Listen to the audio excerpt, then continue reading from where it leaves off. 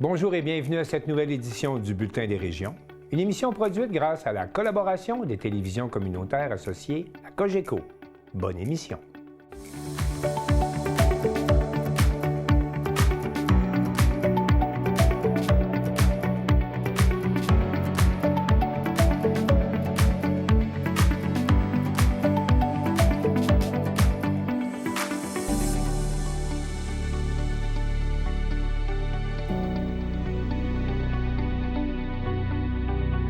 Au sommaire pour vous, à Coteau-du-Lac, les entrepreneurs étaient nombreux au souper annuel de la Chambre de commerce pour discuter des enjeux régionaux. À Montmagny, une pharmacie remporte un prix d'excellence. À Forestville, le collectif pour un Québec sans pauvreté poursuit sa tournée préélectorale. À Plessisville, on souligne le 20e anniversaire de la Fondation Hypertension artérielle pulmonaire Québec.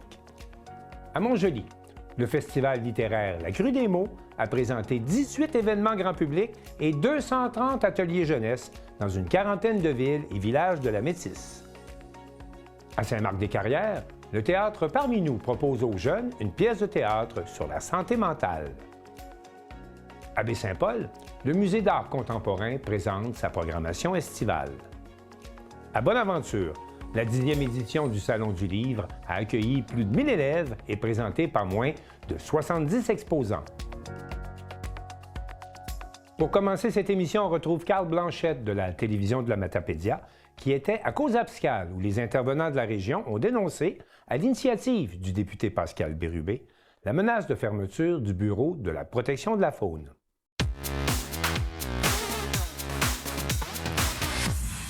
La possible fermeture du Bureau de la protection de la faune de Causapscal soulève de vives inquiétudes dans la région. Le député Pascal Bérubé a tenu un point de presse afin de dénoncer la situation entourée de plusieurs élus et représentants du milieu. Nous étions sur place.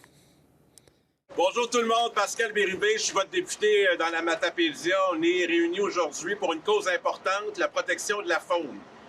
Je suis très conscient que je suis un député de chasseurs et de pêcheurs et qu'on a une richesse exceptionnelle autour de nous, qui est notre faune. Il faut la protéger pour s'assurer qu'on puisse en bénéficier encore longtemps pour les gens d'ici et nos visiteurs qui l'apprécient. Pour ça, ça prend des professionnels de la faune, des agents et des agentes de protection de la faune qui sont sur le territoire pour s'assurer qu'on respecte les règles, qu'on s'assure que la ressource est là pour longtemps. On a un bureau de la protection de la faune ici à Causapscal qui est menacé plus que ça. Je vous confirme que le bail se termine en février 2027. C'est une fermeture très claire du bureau de Causapscal qui est le premier au Québec. Au 19e siècle, la première fois qu'on a eu des agents de la faune relevant du gouvernement du Québec, c'était à Causapscal. Il y a une longue tradition qui va se terminer. En 2017, il y avait 8 agents de protection de la faune. Aujourd'hui, il en reste une seule et je la salue, qui est Vicky, qui est juste là, que vous connaissez bien. C'est épouvantable. Faire des compressions sur la protection de la faune, sur notre territoire, c'est une mauvaise nouvelle pour notre communauté. C'est une mauvaise nouvelle pour toute la communauté des chasseurs et des pêcheurs et c'est une bonne nouvelle uniquement pour les braconniers. C'est ça le message qu'on envoie. Alors ce matin, j'étais à Matane avec Martin Perrault, qui a fait la route, qui est le président national du syndicat des protections de l'agent de la faune, qui est avec nous aujourd'hui. On va se rendre à Chandler tout à l'heure.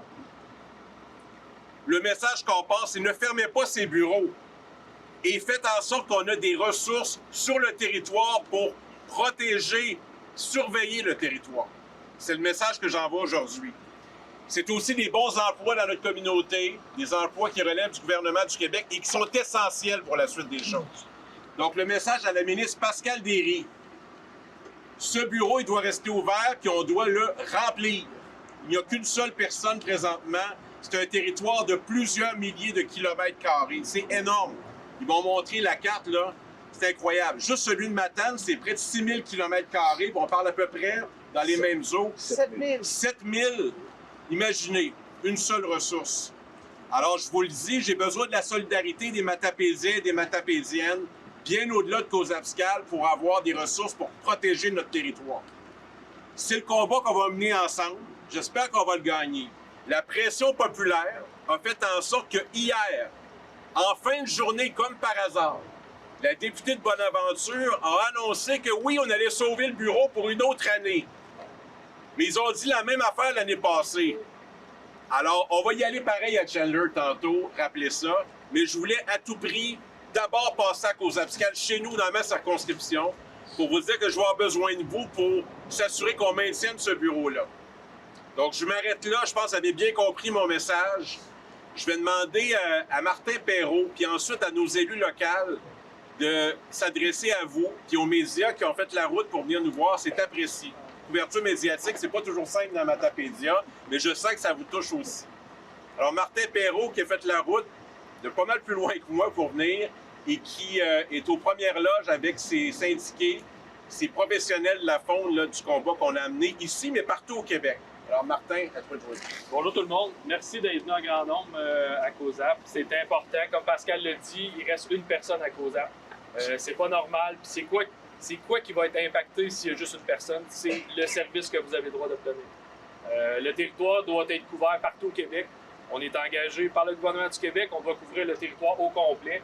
C'est pas juste avec une personne, malgré qu'elle peut faire le meilleur travail qu'on attend d'un employé de l'État. Elle peut pas patrouiller, faire tout le travail seul. Il n'y a même pas de secrétaire non plus au bureau en plus. Donc ça aussi, c'est un enjeu. Vicky, ça ramasse toute la job au bureau de COSAP. Puis les territoires sont tellement grands que de faire venir quelqu'un d'un autre bureau, c'est le message qu'on envoie. Au bon endroit, au bon moment. Ça, achetez pas ça. C'est pas un message à envoyer. C'est pas vrai que quelqu'un va partir de Rimouski, Laurier-Station, parce qu'on parle de district à cette heure, va venir couvrir une plainte ici. Ça n'a aucun sens. J'ai fait la route hier, je viens de ce coin-là, fait que j'ai pas le temps de me rendre s'il y a une plainte qui se passe là. Fait que la solidarité du monde, on l'a vu, Pascal l'a dit hier, à Chandler, ça a viré sur un 30 sous. On disait qu'on n'avait aucun intérêt de renouveler le bail, de discuter avec le propriétaire. Comme par hasard, un rassemblement se prépare une semaine de temps, tout change de bord, puis là, on veut renouveler le bail. C'est la même chose pour ici, il faut faire la même chose pour COSAP. C'est important que tout le monde, tous les organismes qui sont ici, les MRS, MRC et compagnie, il faut que tout le monde on travaille ensemble là-dedans pour que ça l'arrête. Puis les bureaux de la faune partout au Québec, il y en a présentement 25-26 qui pourraient être menacés de fermeture. Dans la même situation que COSAP ou que Chandler, ben, il faut que ça l'arrête immédiatement. Le bureau de Cause-Abscale est un bureau où il y avait le plus d'infractions au Bas-Saint-Laurent. C'est ici qui est à constater. Puis c'est pas parce qu'on avait des plaintes, c'est parce qu'on était sur le terrain. Il faut être sur le terrain pour constater ici. Les gens n'en font pas de plaintes. Fait que, puis si vous n'êtes pas sur le terrain, oubliez ça, là, le monde, ils font ce qu'ils veulent. Ça a toujours été ça ici, le bureau de Cause-Abscale. Puis on a toujours été le meilleur bureau pour produire des infractions dans le Bas-Saint-Laurent. Ça fait que si vous voulez fermer ce bureau-là, là, ça n'a pas de bon sens. Au moment même où tout le gouvernement au complet, le caucus de la Coalition Avenir Québec, converge vers Rivière-du-Loup pour un caucus, c'est un message très fort à passer à ce gouvernement que le Bas-Saint-Laurent, qui est un territoire de chasse et de pêche, doit être protégé par des professionnels de la faune. C'est très important. Et ce qui s'est passé hier à Chandler, quant à moi, n'est pas réglé encore, mais une manœuvre de dernière minute, voyant la pression monter, je pense qu'on va la sentir dans la Matapédia aussi. Et je veux que se poursuivent les activités, puis je vous le dis, là, les premiers agents de protection de la faune au Québec relevant de l'État au 19e siècle, c'est à Cause-Abscale. C'est une longue tradition qui mérite de se poursuivre pour que les générations qui vont nous suivre puissent chasser et pêcher sur un territoire où on protège la ressource foncière. Et s'il y a quelque chose qui est fondamental quand on devient député de la Matapédia, mairesse de Cause-Abscale ou préfet de la MRC de la Matapédia, c'est qu'on sait qu'on représente beaucoup de chasseurs, de pêcheurs et de gens qui ont du respect pour la richesse du territoire qui nous entoure. Donc, c'est ça le message aujourd'hui. Il ne faut pas bien en faire. Car si on fonctionne avec des plaintes, on va se déplacer pour des plaintes. Mais il y a combien d'interventions qui ne se feront pas parce que, justement, on n'a pas les camions, on n'a pas les agents qui se promènent en forêt, qui se promènent sur le territoire pour être capable de... Juste leur présence fait des interventions puis empêche probablement des gens de faire des accros aussi aux lois puis aux règlements. Ça, c'est important de le dire. On a une personne actuellement, puis le camion, on le voit passer. Mais là, il n'y en aura plus. Les gens vont attendre d'avoir une plainte pour venir. Les agents vont venir sur plainte ou en tout cas, je ne sais pas s'ils vont avoir dans leur horaire de travail une petite promenade de temps en temps dans Matapédia, mais on s'entend que ça ne fera pas la différence. Ça, c'est important de le noter. Fait que si on ne sait pas exactement, c'est difficile de chiffrer les interventions. Les non-interventions, on n'est pas capable de les chiffrer non plus. Mais ça a un impact important. C'est pareil comme quand on se promène sur l'autoroute ou sur la route, puis qu'on roule un petit peu trop vite. Quand on voit un char de police, ça nous fait ralentir. Bien, c'est le même effet sur le terrain. Ça, c'est important de le dire. Si on n'a plus d'agents de la faune qui se promènent sur le territoire, bien, on va vivre ces éléments-là aussi. Et ça, c'est important. Pour nous, c'est important. Puis le territoire, on l'a dit, c'est des kilomètres de forêt, de lacs. On a des lacs, on a la rivière. C'est important qu'il y ait une présence sur le territoire.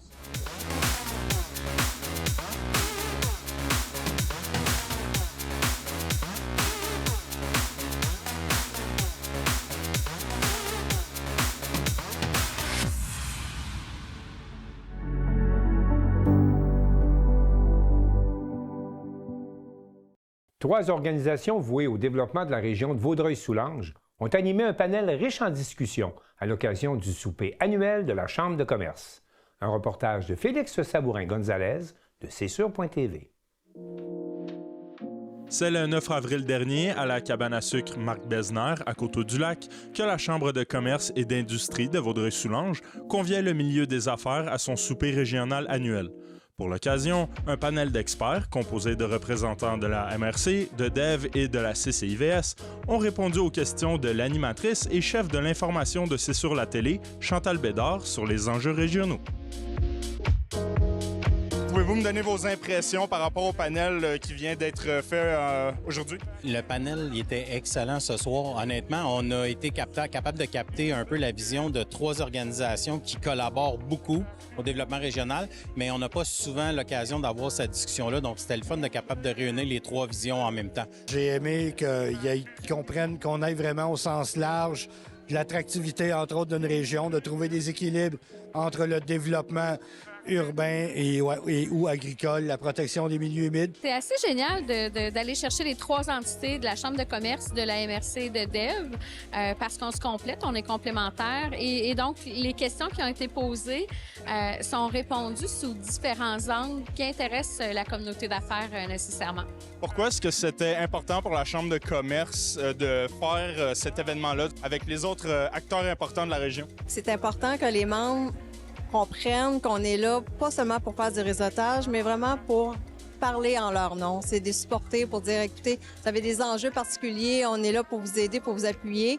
Depuis une vingtaine d'années, l'aménagement du territoire est devenu une priorité dans toutes les régions du Québec. D'ailleurs, on a des obligations qui nous viennent du gouvernement. Tout ce qui est densification du territoire, protection des terres agricoles, comment est-ce que vous voyez cette gestion-là? C'est difficile de gérer de la croissance. Il y a des pressions énormes sur le territoire. Forcément, on ne peut pas dézoner de zones agricoles, mais il faut planifier maintenant comment on fait comment on développe tel quartier, tel secteur. Je pense qu'il y a beaucoup de gens qui ont choisi de vivre proche parce qu'il y a une proximité de la métropole, mais aussi dynamique et c'est notre force dans Vaudreuil-Soulanges. On est à un jet de pierre, littéralement, de l'île de Montréal. Comment vous voyez ça, un peu cette proximité-là? Ça nous donne un espèce de dynamisme, de proximité. Nos entreprises sont quand même très, très fortes, non seulement au niveau financier, mais au niveau de la qualité des ressources humaines. Quand on parle de valeurs, on parle aussi des retombées, pas seulement des affaires, mais aussi du milieu culturel, social, communautaire, d'innovation et particulièrement environnemental. On en parle moins dans le milieu des affaires, le côté environnemental. Fait que j'ai décidé de la jouer, cette carte-là. Bien, je pense qu'il faut qu'on trouve des sujets rassembleurs pour ces gens-là. Ce soir, tu sais, j'ai regardé un peu la question sur le sujet, puis on parlait, il n'y a pas beaucoup de gens qui ont répondu que la transition énergétique des entreprises, c'est un sujet important. Donc, si on est capable d'amener ces entreprises-là à travailler sur des intérêts communs, je pense que c'est ça qu'il faut qu'on fasse. Donc, un sujet comme la transition énergétique est extrêmement important pour nous, puis on va continuer à pousser sur ce sujet-là.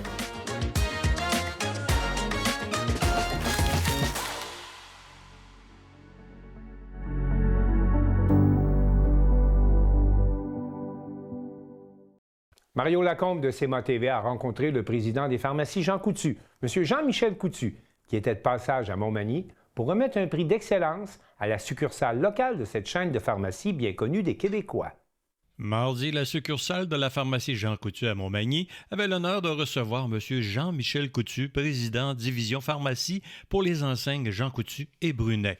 M. Coutu nous explique le prix qu'il vient décerner à la succursale de Montmagny. Oui, c'est notre prix Excelcom, donc qui est décerné à la pharmacie qui s'est démarquée durant l'année en excellence commerciale, donc dans l'exécution de l'ensemble de nos programmes, de l'ambiance qu'ils ont créée dans la succursale.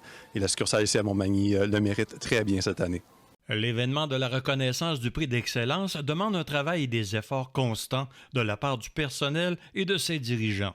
M. Jean Thibault, copropriétaire du Jean Coutu de Montmagny.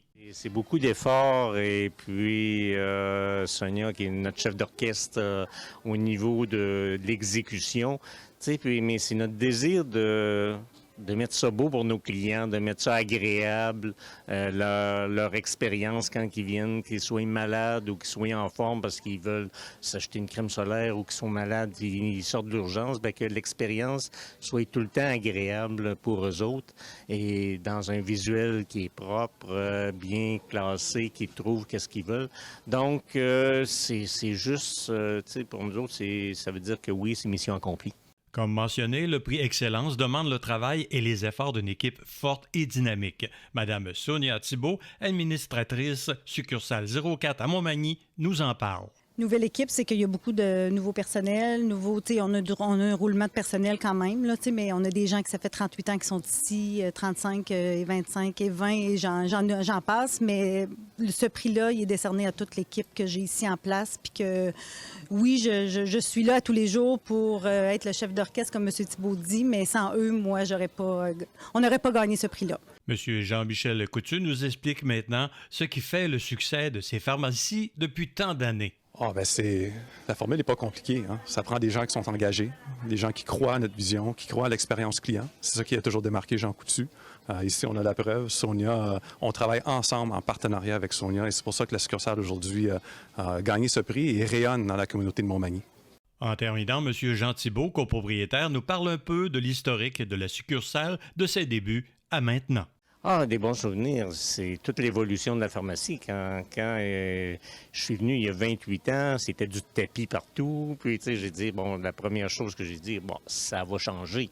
Et puis, pour mettre vraiment avec les cigarettes en arrière, puis ça a été au grand désespoir du siège social. Là, j'ai sorti ça même avant, Fait qu'on a toujours évolué dans le sens, puis des anecdotes, des expériences avec tout le monde.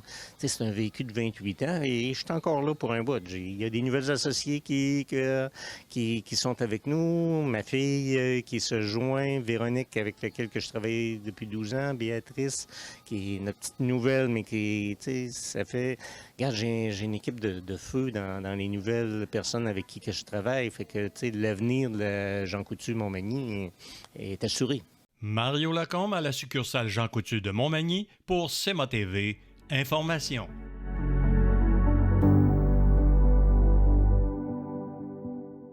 Dans le cadre de sa tournée préélectorale ayant pour thème « Parlons de pauvreté », le collectif pour un Québec sans pauvreté était de passage à Forestville et Joanie Godreau de la télévision du Littoral y était. Réunis toute la journée du 21 avril au sous-sol de l'église Saint-Luc, une vingtaine de participants ont pris part à l'activité Parlons de pauvreté, une initiative portée par le collectif pour un Québec sans pauvreté dans le cadre de sa tournée préélectorale.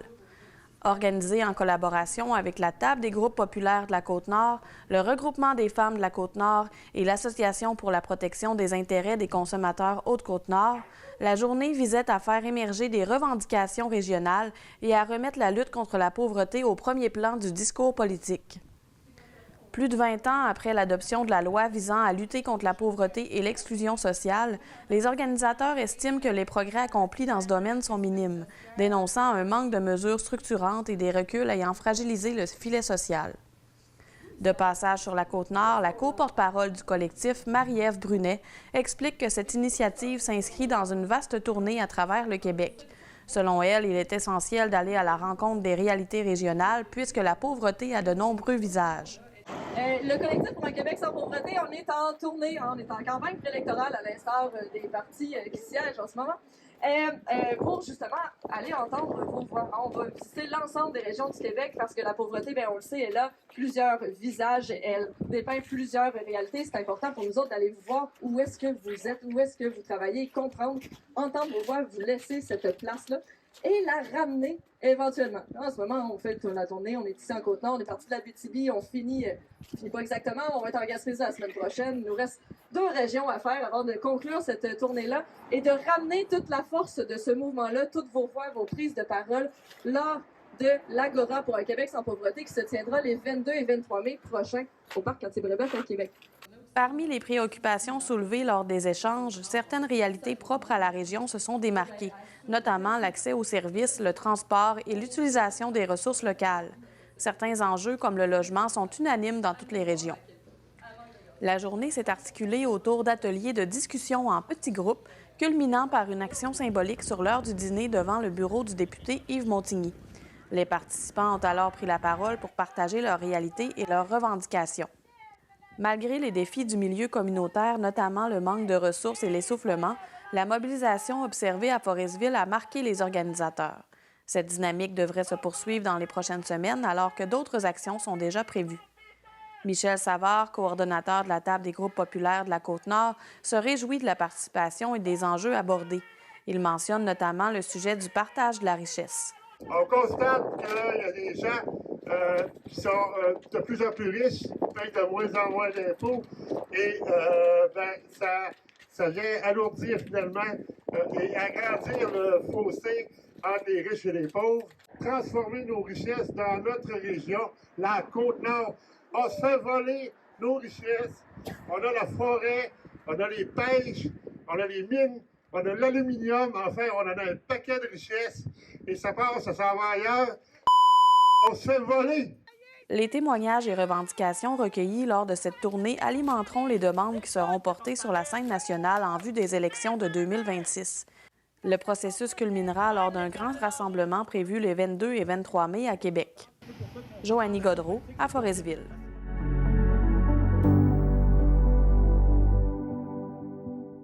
La Fondation Hypertension artérielle pulmonaire Québec a tenu une soirée reconnaissance pour souligner son 20e anniversaire et Jacob Kenville de la Télévision de l'Érable a profité de cet événement pour en savoir plus sur cette fondation. Le 26 avril dernier, plusieurs personnes se sont réunies au Motel Lefort à Plessisville pour souligner un moment important, les 20 ans de la Fondation HTAPQ. Depuis maintenant 2 décennies, cet organisme soutient les personnes atteintes d'hypertension artérielle pulmonaire, une maladie rare et évolutive qui affecte la circulation sanguine dans les poumons. Mais au-delà de cette maladie, c'est surtout une communauté soudée, engagée et profondément humaine qui s'est rassemblée pour célébrer ce parcours. Pour lancer le bal, le président actuel de la Fondation, M. Jean-Pierre Vigneault, s'est adressé à la salle. Alors, bonjour tout le monde. Merci d'être ici, là, tous des gens. On me faisait remarquer qu'il y avait des gens de tous les milieux, personnel politique, médical, des personnes atteintes, des bénévoles, etc., des gens du conseil d'administration. Alors, merci d'être là.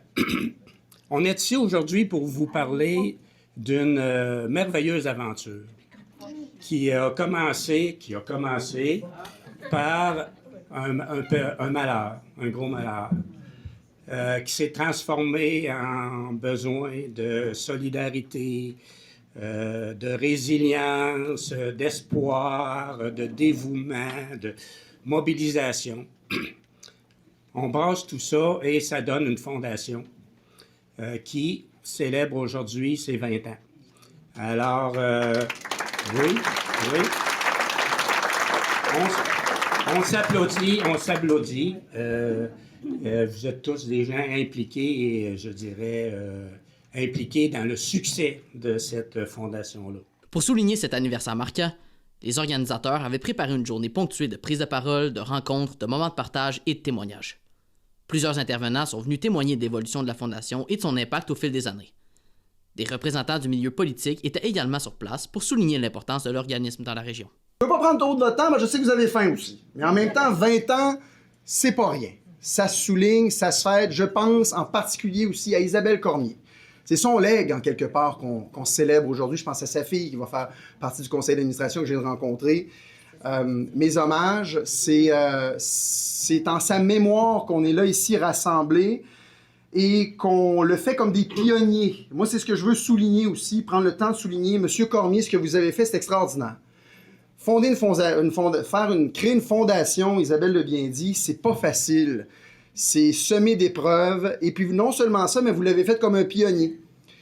Évidemment, moi, de par mes accointances politiques, c'est quelque chose que je souligne aussi, on a été les premiers à le faire au Canada. Est-ce que je me trompe, M. Cormier? On est un peu plus vieux que HTP Canada. Et voilà. Moi, ça me fait plaisir, ça. Ça me fait particulièrement plaisir. Je trouve ça beau de le souligner. Ça vient d'ici, ça vient de Plessisville, ça vient de notre région de l'Érable, ça vient d'Arthabasca, ça vient du centre du Québec. Et je veux juste vous féliciter pour ça. On déplace des montagnes parfois avec pas grand-chose, avec de l'énergie, du bénévolat, un don de soi que vous avez démontré au fil des années. 20 ans, c'est extraordinaire. Je vous en souhaite 20 autres belles années aussi à venir et même davantage parce que vous faites une réelle différence. Donc, merci pour ce que vous faites. C'est important. Puis je vous souhaite encore plein d'années de succès. Quand j'ai reçu l'invitation, ça a été tout de suite oui.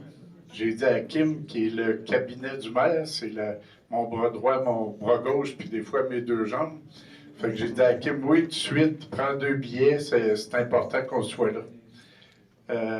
C'est une fierté pour Plessisville d'avoir des personnes d'ici qui ont décidé de mettre sur pied la HTAPQ.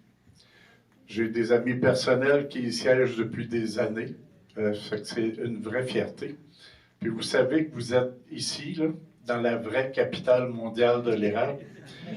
Puis Richard m'a dit, fais secours, c'est une cause qu'on va continuer de supporter. C'est une cause qui nous tient à cœur. Monsieur Cormier, c'est un être d'exception pour Plessisville. C'est un Plessisvillois d'exception. À chaque année, on a le gala de distinction. Puis ça nous permet de souligner des personnes d'importance pour Plessisville, des personnes qui font rayonner Plessisville. Puis la cause de HTAPQ, c'est quelque chose qui n'est pas ordinaire. Les gens atteints ont besoin de soutien, puis la HTAPQ est là pour ça.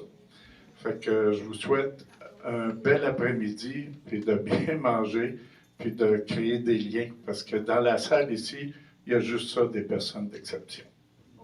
Fait que bon après-midi. Pour mieux comprendre l'évolution de la Fondation et l'impact concret de son travail au fil des 20 dernières années, nous sommes allés à la rencontre de personnes qui ont contribué à son développement. Des acteurs clés qui ont vu l'organisme grandir, se transformer et surtout faire une différence réelle dans la vie de nombreux patients et de leurs proches. 20 ans, c'est quand même un grand accomplissement parce que ça prend beaucoup de temps, de bénévoles, de gens qui veulent faire partie du conseil d'administration pour développer puis s'occuper des personnes atteintes, tout ça. Donc, 20 ans, c'est beau, c'est beaucoup. Quand on a commencé en janvier 2007, la première réunion de notre conseil d'administration, on savait pas où est-ce que ça allait nous mener, tout ça. On s'attendait peut-être pas que ça devienne aussi grand que ça. C'était petit au départ, là. Au début, là, il y avait 4 personnes atteintes. C'était Isabelle et 3 de ses amis qu'on avait recrutés. Puis le fait était que les gens, il y avait besoin de parler à d'autres personnes qui vivaient la même chose qu'eux. Ça, c'était bien important. Ça leur manquait parce que l'hypertension pulmonaire, c'est une maladie rare. Fait que les gens, ils connaissent pas dans leur environnement d'autres personnes qui ont la même maladie qu'eux. Alors, au départ, là, c'était beaucoup de trouver des gens qui ont la même maladie qu'eux. Puis, le deuxième constat qu'on faisait, c'est que les gens avaient besoin d'aide financière parce que quand tu es jeune et puis tu es malade, tu peux pas travailler, tu n'as rien pour vivre, là. Le premier espoir qu'on a, c'est que la Fondation ne soit plus utile, que les gens soient guéris ou assez bien pour retourner travailler. Ça, c'est le premier souhait. Ça va peut-être arriver un jour parce que la recherche est très efficace. Il y a eu beaucoup d'améliorations depuis 20 ans. Fait que ça, c'est le premier souhait. Le deuxième souhait, ce soit que les gens du conseil d'administration tiennent bon, puis innovent, puis continuent leur travail, que ça prenne de plus en plus d'ampleur, puis que les bénévoles soient présents pour nous aider à ramasser des fonds. Alors, quand ma fille a été diagnostiquée, en 2003. J'ai fait des recherches sur Internet et il n'y avait aucune association pour aider ces gens-là. Il y en avait de quoi en France, mais le système de santé n'est pas le même, puis les discussions sont différentes aussi. Alors, j'ai décidé, avec des amis, de mettre sur pied la Fondation HTAPQ. Un de mes rêves, c'était que ça devienne provincial. Alors, c'est maintenant provincial, assez que toutes les réunions se font par Zoom. Et moi, je n'aimais pas ça bien. J'ai fait 10 ans, j'ai arrêté une couple d'années, j'ai recommencé 2 ans parce qu'il y avait de la misère à avoir quorum. Et ça a continué. Maintenant, on a des administrateurs à travers tout le Québec. Alors, si vous souffrez d'hypertension artérielle pulmonaire, inscrivez-vous à notre fondation. Les personnes atteintes, ça ne coûte rien. Juste remplir un formulaire. Vous pouvez aller sur Internet, écrire Fondation HTAPQ, vous allez trouver comment faire. Un moment marquant pour la Fondation HTAPQ qui célèbre 20 ans d'engagement auprès des personnes atteintes et de leurs proches. Au fil des années, l'organisme a su créer un véritable réseau de soutien tout en contribuant à faire connaître une maladie encore peu connue du grand public. Et même après 2 décennies, la mission demeure plus pertinente que jamais. Encore une fois, merci à vous, à la maison, d'avoir été des nôtres. C'était Jacob Kenville à la TVC.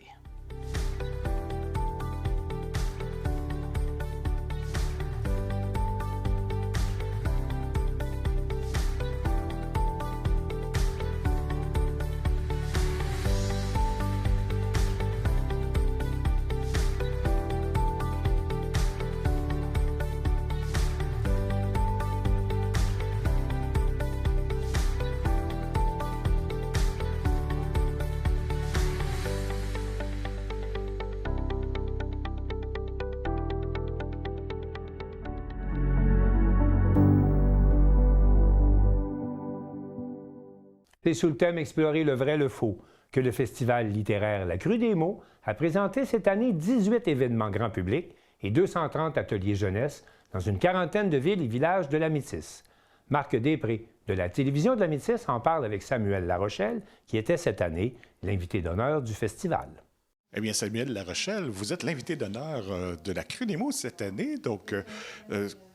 Est-ce que c'est vous qui vous êtes suggéré ou on vous a approché? Ou... On m'a approché en septembre parce que moi, je suis déjà venu comme l'un des artistes invités il y a 8 ans, en 2018. Déjà? Puis j'avais résidé au Château Landry avec des illustrateurs, puis on faisait plein d'ateliers, on avait créé ensemble et j'étais tombé en amour avec l'événement. On est resté en contact avec l'équipe du CLAC.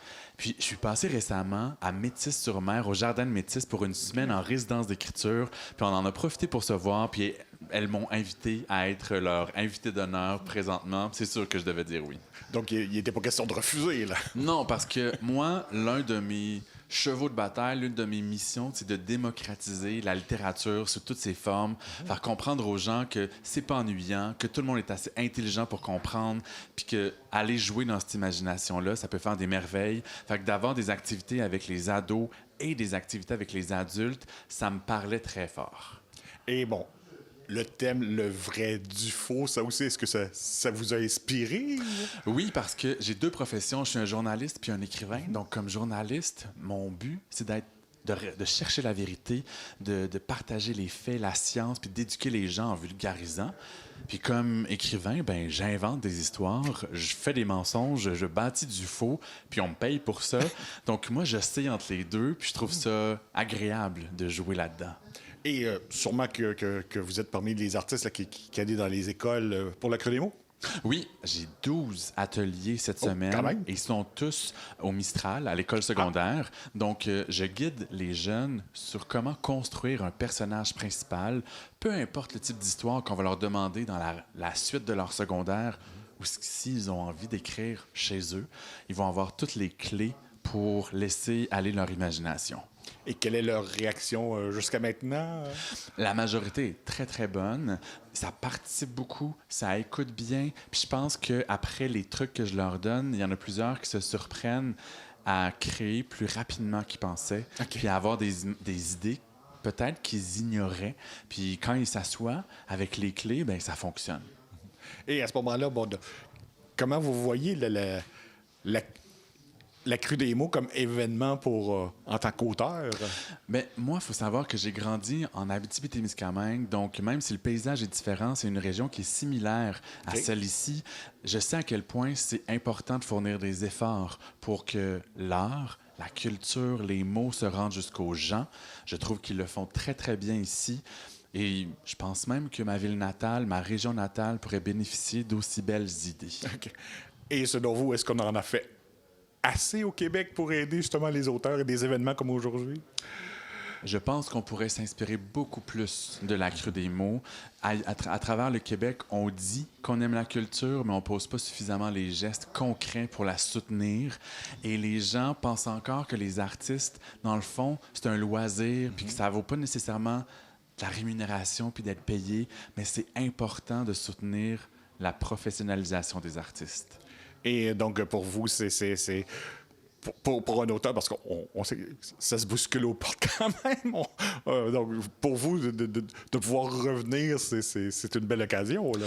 Oui, et je sais que d'être publié souvent, d'être invité souvent au même événement, c'est un privilège. Fait que c'est pour ça que pour moi, c'est important d'arriver ici en forme pour donner de l'énergie de qualité aux jeunes et aux adultes. Puis, s'il faut me coucher un peu plus tôt que d'habitude pour être de bonne humeur le lendemain, ben, je vais le faire. Je trouve que c'est une responsabilité d'offrir une belle présence dans toutes les activités. Et c'est une belle occasion aussi pour découvrir vos propres livres, parce que vous en avez quand même quelques-uns, là. Oui, je suis rendu à 19 depuis quelques semaines. J'ai publié le 19e. OK. Autant pour les enfants, les ados, les adultes, de plusieurs genres littéraires. Donc, il y a beaucoup à découvrir. Puis cette semaine, en fait, hier, j'étais en rencontre avec le club de lecture de la ville. La salle était presque pleine. Des gens de 13 à 80 ans qui avaient plein de questions, beaucoup d'écoute. Je pense que certains me connaissaient très bien, puis d'autres sont venus me découvrir. Et le courant a passé. C'était vraiment très le fun. Donc, de tels événements-là, ça vous nourrit à quelque sorte, là? Ça me nourrit, puis ça élargit le bassin de lecteurs parce qu'il faut aller les gagner un à la fois. Il y a certaines vedettes qui sont des méga succès populaires, mais la réalité au Québec, en littérature, il faut aller rencontrer les gens puis qui réalisent que, oui, le livre les intéresse, mais il y a quelque chose qui se passe avec l'auteur, puis là, ils ont envie de plonger dans l'univers. Et la question qui tue, qu'est-ce que vous aimez le plus? Les écritures jeunesse, adultes? C'est comme me demander de choisir mon enfant préféré. Je peux pas choisir mon livre préféré ou lequel des trois publics. Surtout à 19 livres, là. Oui. Mais je les aime tous, mais je pense que quand je m'adresse à la jeunesse, puis que je les fais réfléchir, que j'arrive à les émouvoir, il y a une fierté peut-être supplémentaire. Donc, à ce moment-là, il y a toujours possibilité de découvrir un plus large public, là. Oui, puis souvent, quand les jeunes nous découvrent, ils vont nous suivre après ça quand on fait des livres pour adultes. Donc, ils peuvent tranquillement découvrir la suite. J'ai même envie de dire qu'il y a des adultes qui aiment mon univers et qui vont me lire même quand j'écris du jeunesse. Okay. Ils ont envie de suivre toutes les avenues que j'emprunte. Donc, c'est le fun de voir un mélange des publics puis des lecteurs. Bref, on vous souhaite la bienvenue à l'Écrit des mots et donc un public de plus en plus large, quoi. Merci beaucoup. Merci. Bon festival.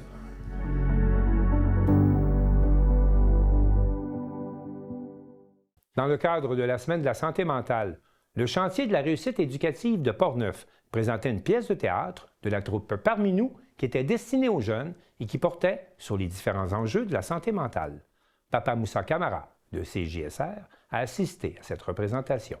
Veux-tu que je t'aide à faire une épicerie tantôt? T'as ça à manger en résidence, là? Je vais te faire un bon déjeuner! C'est trop de questions!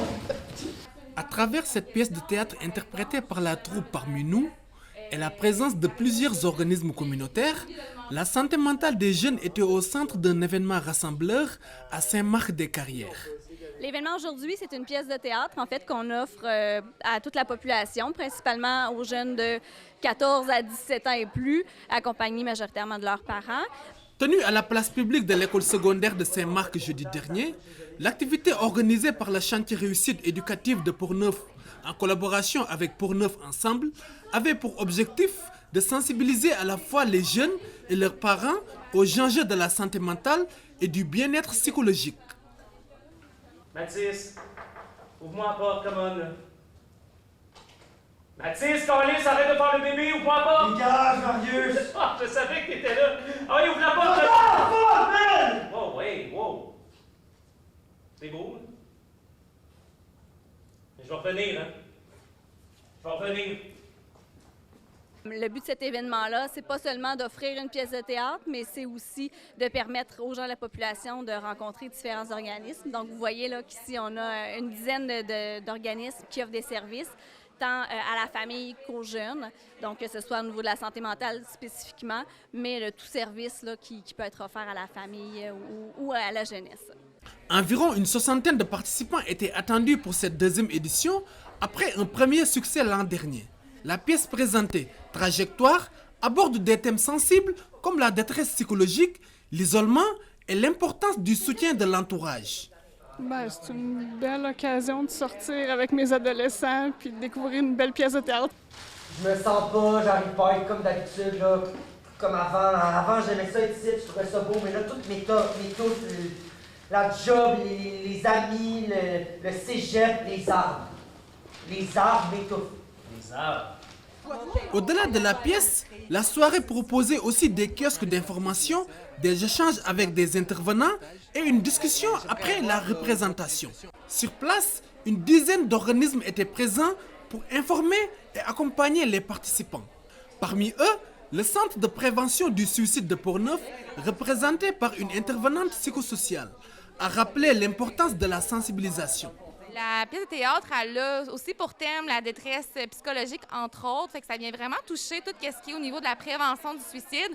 Fait que c'est quand même vraiment important. Je pense que c'est vraiment important qu'on soit présent pour justement sensibiliser les gens à cette réalité-là. De aussi nommer que si les gens qui ont besoin d'aide, d'accompagnement au niveau des idées suicidaires, entre autres de la santé mentale, mais on existe, on est là, on est accessible et ils peuvent venir nous parler sans problème. Même constat du côté des ressources spécialisées en troubles alimentaires, qui profitent de ce type d'événement pour se faire connaître auprès des jeunes. Oui, bien en fait, là, ici, c'est un événement pour la santé mentale des jeunes. Donc, évidemment, quand on parle de troubles alimentaires, ça peut se développer à n'importe quel âge, pour n'importe qui, mais notamment à l'adolescence, quand on parle plus des troubles liés aussi là, à l'image corporelle. Donc, c'est essentiel qu'on soit là pour montrer en fait qu'on est présent puis qu'on peut être une ressource là, pour eux. L'objectif, offrir des outils concrets et encourager les conversations, notamment entre parents et adolescents. Pour plusieurs parents, l'événement représente une occasion précieuse. C'est juste une belle occasion de faire découvrir les organismes et les services qui sont offerts à nos jeunes dans nos polyvalentes ici et dans notre région de Portneuf. Les adolescents présents ont été particulièrement marqués par la pièce. Les témoignages recueillis démontrent l'impact concret de la soirée, notamment sur la prise de conscience autour de l'isolement et de l'importance du dialogue.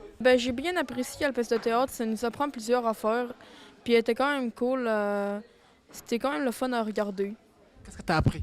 Que c'est pas bien, faut qu'on parle à nos amis, faut qu'on sorte qu'est-ce qu'on veut, qu'est-ce qu'on a dans le corps, pas s'enfermer tout seul.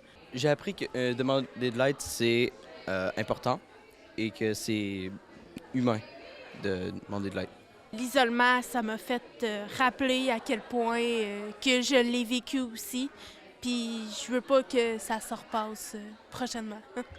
Si une troisième édition n'est pas encore confirmée, les organisateurs souhaitent poursuivre cette initiative dans d'autres municipalités de Portneuf, notamment dans les écoles secondaires. Est-ce que vous voulez aller courir? Là? Tu cours dehors, hein? Il y a deux personnes devant toi. Tu regardes, tu marches. Papa Moussa Kamara, depuis Saint-Marc-des-Carrières, pour CJSR.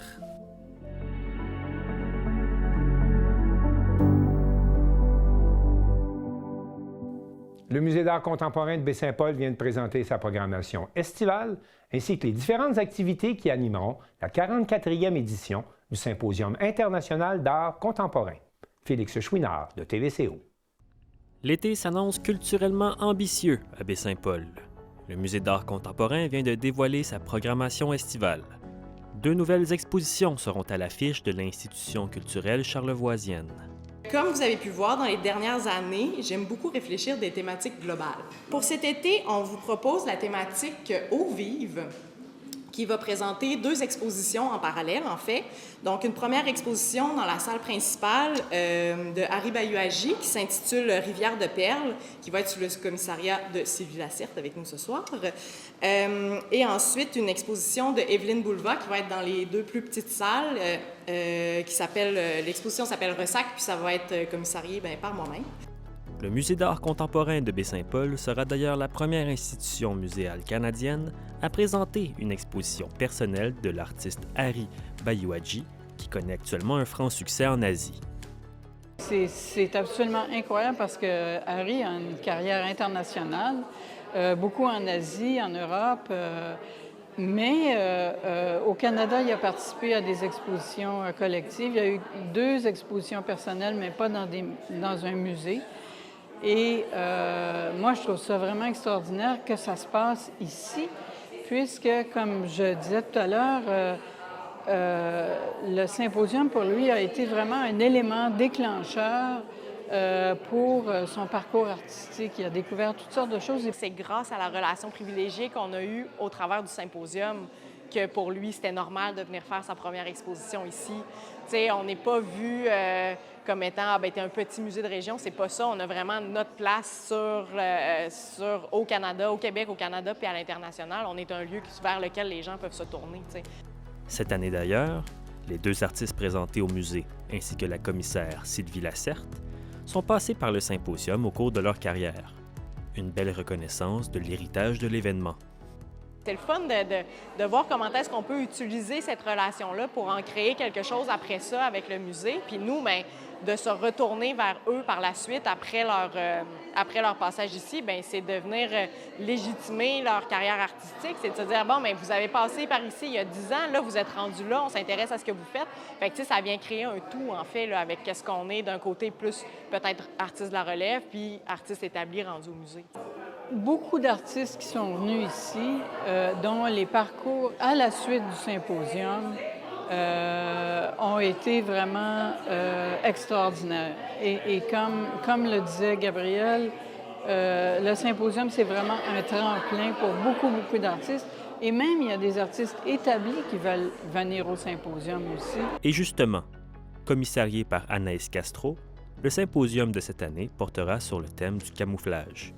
Une thématique inspirant la commissaire à la fois pour son aspect militaire qu'environnemental pour aborder les enjeux actuels. En fait, j'avais envie de trouver un thème qui pourrait être abordé de vraiment différentes manières. Donc, que ce soit à la fois dans son héritage peut-être militaire, mais aussi peut-être d'un point de vue plus écologique, d'observer les animaux, comment le camouflage existe déjà dans la nature. Mais aussi, pour moi, c'était comme une manière d'aborder notre rapport à la technologie. Puis comment la technologie permet cette espèce de rapport-là entre la visibilité et l'invisibilité, puis comment ça nous permet d'aborder les systèmes de pouvoir dans lesquels on évolue. Ce symposium s'annonce d'ailleurs comme l'un des plus ambitieux, misant encore une fois sur des performances allant directement à la rencontre des publics. Je ne sais pas si vous l'avez compris, mais c'est un symposium extrêmement ambitieux. Tu sais, mettons qu'on regarde tout ça un peu de manière détachée. On déménage une maison jaune jusqu'ici. On construit une ambassade où est-ce que vous allez pouvoir venir étamper vos passeports et vos visas, mais des fois, vous ne l'aurez pas. Des fois, vous allez l'avoir parce que c'est ça le propre de la bureaucratie. On va construire un jardin. Il y a quelqu'un qui va faire 1050 performances. On construit aussi un chalet parce que pourquoi pas. Vraiment des projets extrêmement ambitieux qui vont être dans la ville également. Donc, comme l'année dernière, on continue à vouloir sortir du pavillon. Oui, il y a des choses qui vont être dans le pavillon, dans la placette, mais le chalet, il va probablement être là parce que la ville est à veille de dire oui, puis l'Église a déjà dit oui. Alors que la situation financière d'autres institutions culturelles de la région semble plus que précaire, le Musée d'art contemporain de Baie-Saint-Paul semble à contre-courant. C'est très différent, je dirais. Nous, on a une fondation quand même depuis un bout qui nous permet d'amasser des sous puis de faire qu'on n'est pas dans le 9 en 1 immédiatement. Il y a aussi le fait que, il y a quand même un renouveau qui arrive avec le musée. Depuis les 3 dernières années, une nouvelle équipe, une nouvelle direction, il y a beaucoup de choses. Puis, bien, les gens viennent, les gens sont heureux, les gens... on se fait dire des fois, les gens viennent moins dans les musées, mais nous, on a doublé notre achalandage. Fait qu'on va chercher les gens, mais les gens y répondent. Fait que, je pense qu'on est très chanceux d'un côté, puis on met beaucoup, beaucoup d'efforts pour être dynamique, puis pour dire, oui, la culture, ça va pas très bien, mais on en a besoin de la culture. Fait que comment on réussit à faire les choses quand même? Les nouvelles expositions ouvriront le 20 juin pour une période de 3 à 5 mois. Le symposium, quant à lui, aura lieu du 5 au 30 août.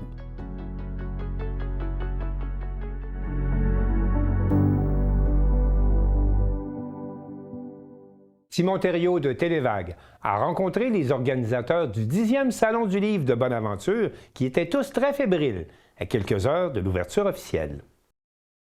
L'effervescence était déjà palpable à quelques heures de l'ouverture du Salon du Livre 2026 au Centre récréatif des Jardins de Bonaventure. Entre le montage des kiosques, l'installation des stands d'éditeurs et l'aménagement des espaces de conférence, chaque détail est soigneusement orchestré. Dominique Landry, coordonnatrice de l'événement, nous présente la programmation. Donc c'est ça, il va y avoir plus d'une cinquantaine d'activités dédiées aux jeunes du primaire et du secondaire, ainsi que des groupes adaptés qui vont venir au salon pour plein d'activités, rencontrer des auteurs, réaliser des quiz scolaires, regarder des livres. Donc, tout ça pour leur donner le goût de lire. Ouais. Ça, c'est pas mal des écoles sur la commission scolaire René Lévesque? Oui, l'ensemble de la commission scolaire René Lévesque, dans le fond, là, on couvre quand même assez vaste territoire. Là, on a même eu des demandes de la Haute-Gaspésie, donc on va peut-être devoir s'ajuster pour les prochaines années. Oui. OK. Ah, c'est bien. Puis c'est primaire et secondaire qui vont... Primaire et secondaire, oui, qui viennent. Donc, c'est ça. Donc, 2 journées scolaires bien remplies. Là, on attend plus de 1000 élèves. Okay. Puis comment ça fonctionne, la logistique, quand c'est des élèves comme ça qui débarquent avec des autobus? Bien, dans le fond, les élèves s'inscrivent au préalable là, pour chacune des activités. Et il y a aussi une période où ils vont déambuler à travers le salon, regarder des livres, les enseignantes aussi. Les classes peuvent passer toute la journée au salon et s'inscrire à différentes activités. Là. Donc, on fait tout ça en collaboration avec la commission scolaire René Lévesque. OK, super. Puis, en fin de semaine, on peut s'attendre à quoi comme programmation pour les gens qui vont venir visiter le salon? Oui, alors cette année, on fait ça en grand. C'est notre 10e édition du Salon du Livre de Bonaventure. Okay. Donc, on a beaucoup d'auteurs-autrices qui viennent. On a 70 exposants, là, parmi lesquels beaucoup d'auteurs, autrices, des organismes invités aussi, qui vont venir présenter leur mission et des livres en lien avec leur mission. Donc, c'est ça, on touche à la thématique de la mémoire, du souvenir, les récits de vie. Il va y avoir un allée de l'histoire aussi qui va être présente au salon. Et on a vraiment une belle programmation riche et variée aussi. Donc, j'invite les gens à aller voir notre site web à salondulivre-de-bonaventure.ca pour regarder toute notre programmation parce qu'on a beaucoup d'activités de prévues en fin de semaine. Pour faire ça, de rien manquer. Puis, comme conférencier, je voyais il y avait les 2 grandes salles qui sont en préparation. Qu'est-ce qu'il y aurait comme présentation de conférenciers? Oui, en fait, on a 4 salles dans le salon. Donc, on a 2 salles en bas, 2 salles en haut. Dans le fond, en bas, on va avoir des tables rondes. On va avoir des tables rondes avec Anaïs Barbeau-Lavalette, Hugo Meunier, Steve Gagnon, Guillaume Morissette, Ariane Gélina, Fanny Demeule et j'en passe. On a beaucoup d'invités cette année. En haut, il va y avoir des lancements et on a 5 lancements au salon cette année. OK, 5 lancements? Oui, 5 lancements d'auteurs.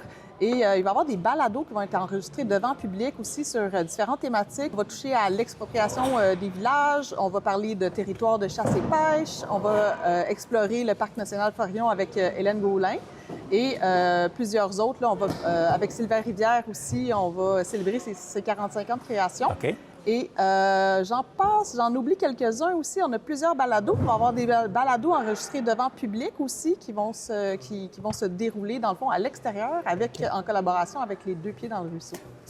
Les 2 pieds dans le ruisseau. Puis ça, c'est-tu des balados en direct ou c'est préenregistré? Puis après ça, les gens, ils vont l'écouter. C'est comment ça fonctionne?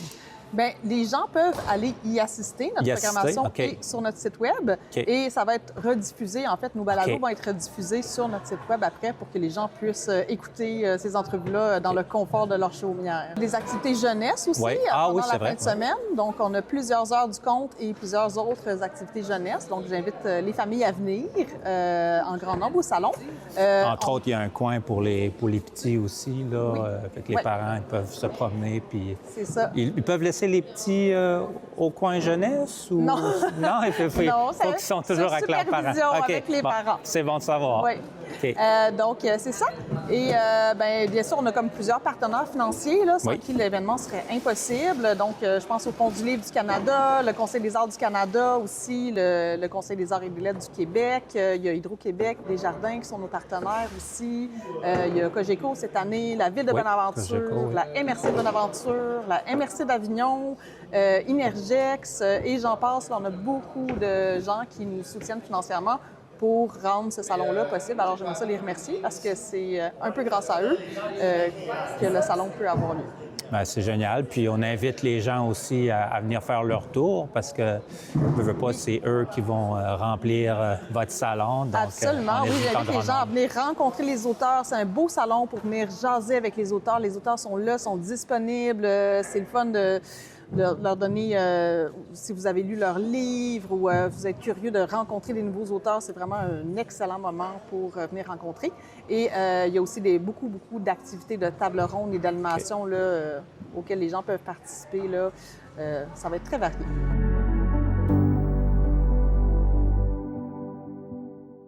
C'est tout pour le Bulletin des régions cette semaine. J'espère que cela vous a plu. Je remercie toutes les stations de télévision participantes et je vous dis à bientôt.